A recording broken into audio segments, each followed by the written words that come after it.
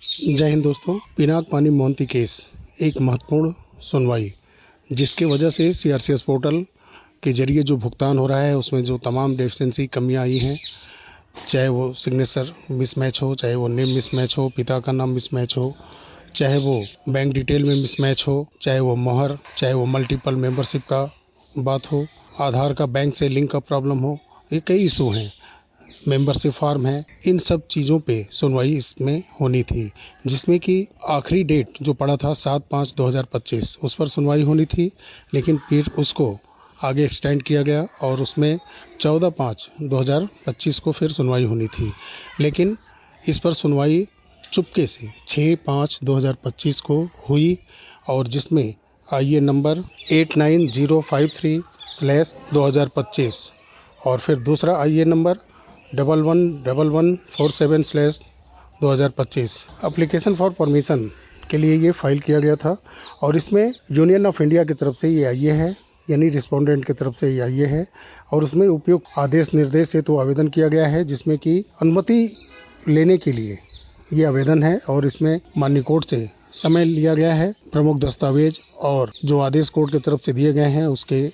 अनुपालन में क्या क्या किया गया है, इसके लिए समय मांगा गया है और इसमें एक लंबा आदेश समय के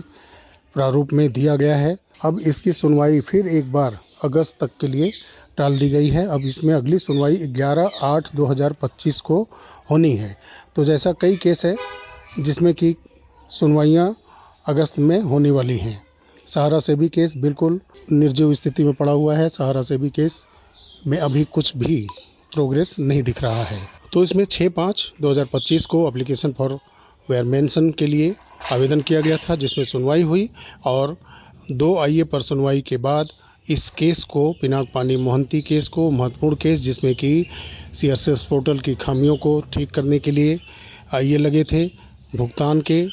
बारे में स्पष्ट रूप से आदेश पारित करवाने के लिए, ताकि सहकारिता मंत्रालय की तरफ से सीआरसीएस पोर्टल के जरिए आम लोगों का भुगतान तेजी से हो सके, इसके लिए कई आईए लगे थे और इसकी महत्वपूर्ण सुनवाई